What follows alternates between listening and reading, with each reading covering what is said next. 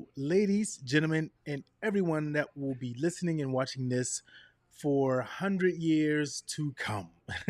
So, Lion Flood here, and I am honored to be having a very thoughtful, um, invoking another course creator on with me. And I want to give the floor to you so that you can just take a few moments to maybe introduce yourself and let the viewers and the listeners know just a little bit more about you, what you do, and then we'll jump into some of the particulars. Yes?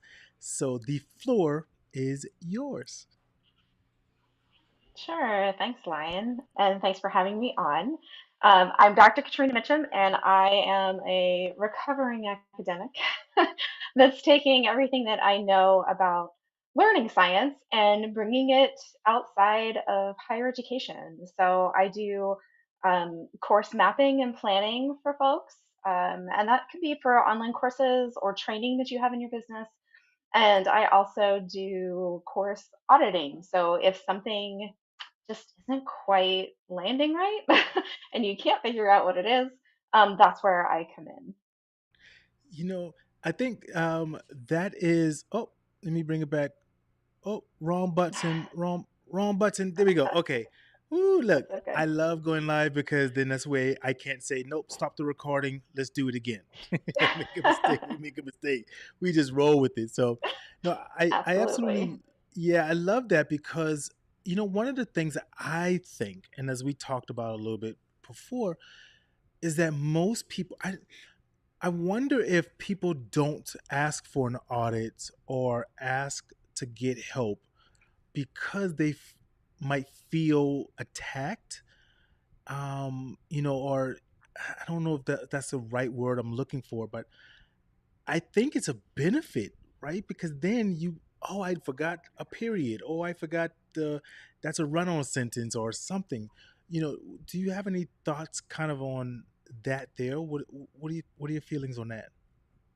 Oh yeah, absolutely. So when I was in higher ed, I was a writing instructor, and your parallel between being a little bit unwilling to share your writing and maybe a little bit unwilling to get a course audit is very astute because I think those are closely related, right? These are things that you pour yourself into, right? You put a lot of time, you put a lot of energy, and you can feel vulnerable putting it out there for someone to give you feedback on. And I think, when I was a writing instructor and now that I'm doing course auditing, it's something that I don't take lightly.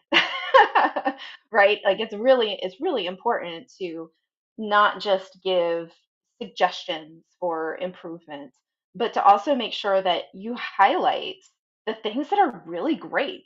There are zero courses that are absolutely nothing redeemable about them. And so if you can take the things that are really good and replicate them and take the things that aren't quite working, whether that's because like the learners aren't understanding why they're important or whatever the reason happens to be, that's a really good place to see it as improvement as opposed to, well, I just have to throw the whole thing out. Yeah, it's like throw it out with the bathwater. It's over. Get it out. So, Exactly. and that's really great because for example, when I started in my course creation journey, I was in that similar boat. First off, I am not a strong writer. I understand it, and I know my weakness. They say you know your weakness, then you can kind of improve or know how to get better with it. I'm creative in processes and so forth, but not writing. And then AI came along, and I was like, oh, thanks for the help, but I still have to make it my personality. And I'm like, ah, man. But what are some of the things that you think? Let's say you got okay. So here we go. Let's say someone's listening to this, they're watching this right now, and their light bulb just went off, and they go, "Oh, I want to make a course. I want to start a process like that." Are there any kind of tips, tricks, things that you kind of maybe suggest in that writing process? I know some people will shut themselves off to the world and they close the door, and it's anything like that. What are some tips or ideas you would suggest to someone just starting the process? So for someone just starting, I recommend starting with writing down all of the things that you think your learner is going to get from this course. What are the goals? What are the concretes? They're going to walk away with this. And then break it down. So how are you going to get them there? What are the smaller goals that help you reach that bigger goal? And then don't keep it to yourself. Don't necessarily build the course yet, but ask people, ask potential learners, people that are in your world, whether or not those are goals that are similar to, if I was going to take a class on learning how to do small talk, I'm not great at small talk. What is it that I want as a goal? What am I trying to get to? Because you want to make sure, and this is the case whether you're just starting out or you already have a course, you want to make sure that the expectations of your learner are in alignment with what you're actually giving them. And a really good way to do that is to start with what you know, right? You are the expert and you know what the goals might be.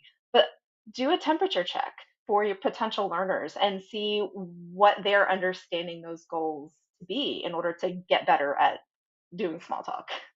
Yeah, I can almost.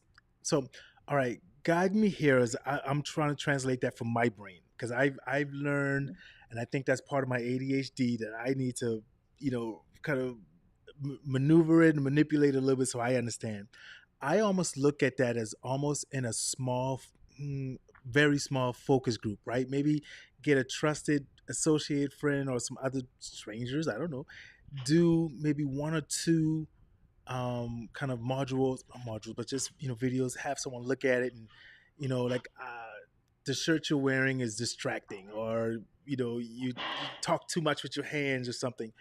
Even those things, if you're doing a video course, can be um, very attainable if you get someone to kind of give you some feedback on it. Yeah. Yeah, I yes. But I would say even before that, you don't have to have a course. You can just ask people.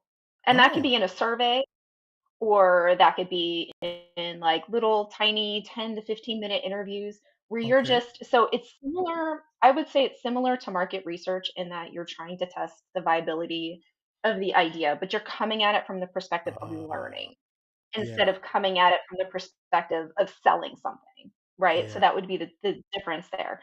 So once you've sort of tested the idea to see if that idea is something that is worthwhile, sure. then I think you need to spend some time figuring out the best way to deliver the content. Because if your, ideal learner is somebody that is a busy parent, that is constantly, driving kids to 80 million activities or, whatever it happens to be, video might not actually be the best option, right? Especially if it's not something where they need the visual, where they're just going to be listening to you anyways. Maybe it needs to be an audio with a transcript so they can listen or they can skim to get the information that they need. So I would say that that was actually the next step. And then you can use the combination of the course planning, which is the outlining the goals and what you're going to talk about, and how you're going to present it, and use those things to then run, I would call it a beta test of your course. And that would be just, it could be with folks you trust. It could be something you offer for free or at a discount, but just to be able to get that back and forth between you and your learner, what's working, what isn't working, where there might be gaps. Just because it can be in the same way that writing can be difficult because the reader isn't in your head. Teaching something can be difficult because you don't know what the gaps they have are. And they can't be inside your head to see, how you're getting them from step one to step two to that final destination of the learning goal. Yeah, all that now is making so much sense. And you know, as I'm hearing you speak on this, and I'm just like starting to think in my own mind, I'm like, oh, yep, I made that mistake. I didn't do that with my course and so forth. And but it's all like you said, it's that learning thing, and we have to kind of like be able to reach out and so forth. And I really wanted to start this project and so forth because I would get questions sometimes when people say, well, I don't know what to teach. I don't know what my course should be on. And for me, I found that what helped me out was just finding my passion first, right? I Mhm. found something that I wanted to share. So when the time got tough and it wasn't going where I wanted to go, I still had like, okay, no, I really want to go through this instead of the, okay, well, I'm just going to give up. Do you find, let's say that in the process, would it be, because I, and here's why I asked this, because when I was looking at, and researching and saw your page, I think I saw like a do it for you, with you, and then you also consult and help people, right? Do you think it would be, I don't want to use the word easier, or I guess, what am I trying to say here? For someone who's just starting, what do you think is the better kind of starting point? Find someone to maybe do a quarter of it for them, write out a framework, and you talk with them. What are your thoughts on that? I think it depends on actually who you are as a learner. As as interesting as that is, like there are a lot of people who can take, like I have a freebie that is an explanation of how I mapped a course, and then a space for you to also map the course, and then a table that will help you determine, like, should this be a video, should it be an infographic, that kind of thing. And some folks are self-motivated learners and can take that and just run with it, right? But some people need that accountability of doing, having the support for when they have questions. And so that is, that really just depends on you. But knowing Yeah. yourself as a learner, I think is really important when you're making decisions about about courses that you're going to take yourself. Yeah. But, man, listen, I'm enjoying this so much because all I'm doing is taking notes as well. So this is like my little secret way of getting my little no. No, but seriously, I thought about this idea because I remember when I first started my process of starting to do my course. No idea what I was doing. I went to YouTube University, just picked up a couple of things, and then it was like, all right, that didn't work. And then I said, all right, well, I'm gonna get a coach. And so I hired a coach, and it's so interesting because you said something at the very beginning that just like poof blew my mind open. Right? You said the learning styles, and the the coach that I didn't research the coach. I didn't, they were just, I'm great. So when I went with them, our learning styles didn't match up, and so it just didn't work for me. And not saying their system didn't work or whatever, it just didn't work for me because I'm I was just like, I'm not getting it. I'm not getting it. So, anyways, but I definitely think that is there. Is there a, there's not a right or wrong way, but is there a more efficient way to set it up? And here's what I mean. Some people, I was talking to someone who was going to start a course, and it's 6 months later. And I'm like, where are you at? And they're like, oh, I'm still researching. And there's a phrase I heard one time, paralyzed by analyze or something like that. They paralyze themselves by, Analysis paralysis. there it is, analysis paralysis. Where's my pen at again? I gotta write that down. What are your thoughts on how to break that down? I know you said you have, something for people to go to your site and they can grab and so forth, and we highly suggest y'all do that. But is there maybe, like a 25-minute thing? Start 2 3 days, take a break. What are some things? Yeah. So I think that you can do it a lot of different ways. I don't like to put a whole lot of work into something I know I'm going to have to revise. I mean, you have to revise things anyway, but I think that you could really take, your first take your course map and take your plan for how to deliver the content, make your first module, and then you can build the plane as you're flying it. Especially if you plan on having, a longer course, like if this is going to be sort of a 6 month or even a year program, then you absolutely need to be more responsive to the learners you have in front of you, and that is going to take, stopping and asking them, uh, when they don't seem to understand, or at various different points throughout your program. um, I wouldn't recommend building the entire thing and then trying to run it, which I know kind of goes against some popular advice. um, of just, having something that is easy and evergreen out there. But I think especially that first time, there's so much valuable insight that you can get just from the people that run through the course the first time that can really, like, that jump from the first iteration to the second iteration tends to be a lot bigger than every other iteration, until you sort of get like years down the line and things really have to change. Yeah, and that, I guess that's one of the, also one of the joys, right? You, like you said, I when I heard that, I was like, that's what I want to do. I don't want to build it out all the way and then have to go make change. I want to do, instead of trying to eat the whole steak at once, I want to cut it up, eat small bites. And so that's one of the things that I am starting to work on now, because I'm going to be scrapping my old course and kind of in essence redoing it, because I've been Mhm. seeing and hearing a lot of people reference that how they aren't comfortable on camera, how they don't know how to Mm. speak, and they get nervous and they Mhm. talk too fast or talk too slow. And I really said, you know what, I want to do that, because a lot of people, courses, webinars, just any virtual presence, we spend a lot of time and effort and money to get people to come to an event, and ads and all of that, or marketing. And then sometimes we get on camera and we can be Bueller, and we can lose the people in some ways. So I was like, I'm going to do another course, just kind of working on showing people posture and tonality, slowing it down, getting rid of the word fillers, and so forth. So that's one thing I'm going to be working on. I might be calling on you for an audit at some point as well. So, uh, I'll be here. yeah. So, what are some other pitfalls? So we talked about some of the good things. We talked about the ups. Let's talk about some of the downs. Right. What are some of the things that you either yourself have experienced, or you think can maybe help someone who is experiencing something in the frustration, if they're doing a course and it's just not going, they've launched it, it's just not going. What are some things that you feel that can change them up, or if they wanted to consult with you, that you could help them with?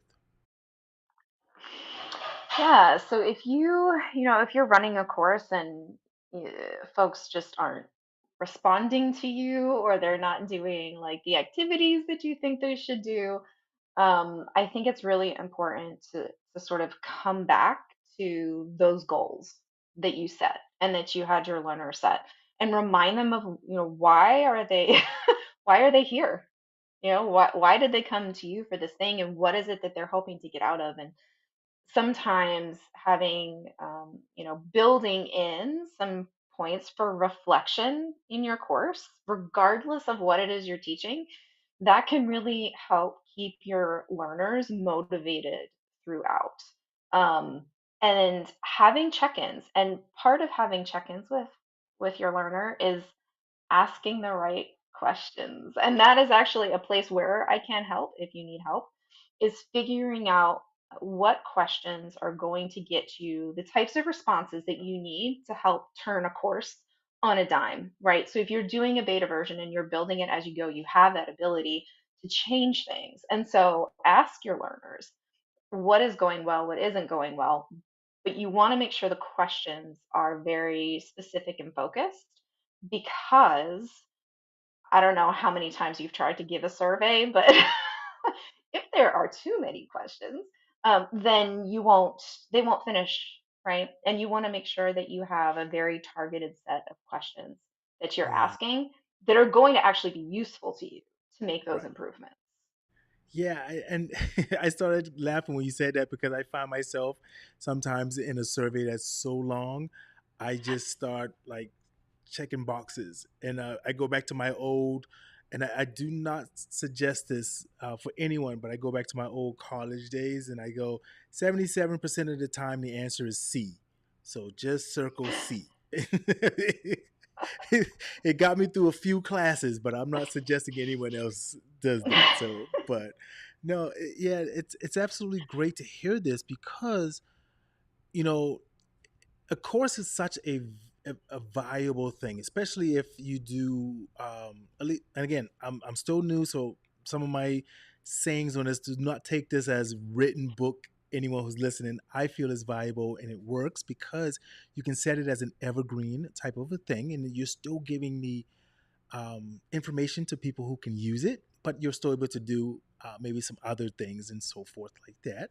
One of the things I do when you were saying like check in with them is I offer a weekly coaching kind of live, right? I want to get on live, and so everyone can ask questions and then I can demonstrate it.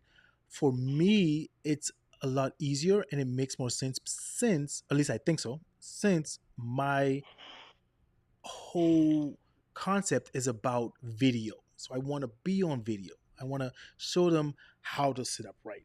I want to show them what to do. As a matter of fact, I think I'll be able to show you this. So I'm gonna go to a different screen just to show you an example of what I'm referring to. So one of the things that I use is this, which is my grid. Right, so I show them how I use this. So I have my reference points. So I know that line is where my eye is supposed to be at. So that way, if I'm starting to slouch, I can tell automatically, or if I'm leaning over, right? So that's a little small thing that I use visually, right? So that would be hard to do in an email or I don't know. But yeah, so I love doing that there. Um, what are some ways that people can maybe get in touch with you? I think I have your site here. I'm gonna pull it up so that way maybe you can explain some of the things that you have that people can maybe find and get in touch with you for. Yeah, sure. So my website is sort of my hub for everything. You can find my blog on there. I give out, learning design advice and, reasons why you should do certain things. And I'm a big proponent of accessibility. That's the kick I'm on lately. So a lot of the a lot of the blog posts are about accessibility. But you can work with me in, I have some do-it-yourself options, which are largely courses that are mini courses. I have a pick your path style program. And so there's a core course that is about, doing that setup and getting you ready. You'll be able to launch your beta course by the time those 5 weeks are over. That's where we'll be. And then if you have trouble creating any of that content, there are mini courses that you can add on to be able to help you build the various types of content. I also do bespoke course planning and course audits, and that's in sort of a partnership model. And then I do consulting. If you have just, one off, like I just need an hour. I just need like another human being that I can talk to that can help me figure this thing out. That would be sort of where the consultations come in because they don't need to be partnerships, they don't need to be courses. You Yeah. just you just need to bounce ideas off of somebody that knows what they're doing and isn't trying to make Yeah. your make you sell your course and build it before it's ready. And that is, man, I think that is more valuable than people sometimes know because it's like sometimes we get in our own way. We're trying to build something and then we just keep doing the same thing, but not getting the result we want. So take a step back, breathe. You know what? Let me find someone with a fresh perspective that could possibly just say one thing, and now it's like a light bulb, right? It's like, oh, that was it. Yes, I just needed to rearrange the structure of that sentence or maybe move that paragraph to the end or something. And those little things like that can make a world of difference. As I'm learning right now about because I'm writing some script for my webinar and I'm learning headlines are supposed to be a specific way. And I was like, what? They're like, yes, wording will capture the person's attention if it's written this way and written that. And I'm like, oh my goodness, I was just writing, you should come to my webinar. It's just I was like, I don't know, but now I'm starting to learn. So I really appreciate that. So we're gonna get ready to start wrapping it up, and I want to give you an opportunity to give any final words to anyone out there who's maybe aspiring to start a course, write a course, end a course, um, just to kind of reach them and say, hey, keep going. I can help you with this. Final words to you. Thank you so much. Yeah. So I would say my top piece of advice is it's okay to be perfectly imperfect. The first iteration of anything isn't going to be where you think it should be. And that's always going to be the case. And so going into it expecting things to not exactly be the way you want it, but be willing to launch it anyway, I think is a really good way to make it so that 6 months later, you're not still in analysis paralysis. There we go. Analysis paralysis. I won't forget it this time. I was like, what is that thing? I heard it one time and I was like, oh, that made so much sense. Well, just hang with me for one moment, Dr. Meacham. I'm going to be right back. I'm going to go ahead and close this out and then I'm going to come right back to you. Thank you so much. Ladies and gentlemen, hey, thank y'all for coming to this episode. This is a project that I wanted to start because I was passionate about it, right? I really like helping and assisting people to get to whatever goals, or even if I can't do it directly, finding others who are able to maybe assist and help out. And I know that if you're going on this journey, using any kind of knowledge can be able to assist you out. So if you have an opportunity, make sure you get in contact with Dr. Meacham. Her website and information will be inside of the chat boxes and also all of the show notes. So make sure you reach out. Please reach out if you're needing assistance. Do not let that analysis by paralysis get you, and do not let pride get you. Right? Do not let it bring you down if you can use some sort of help. Hey, thank you all for taking a moment and watching, and reach out if you have any questions. We are looking forward to hearing your journey, right? So if any of this helps you out, write us and let us know as well that this helped you out, and grab a consultation from Dr. Meacham, right? Hey, thank you guys, and keep on living while you are alive.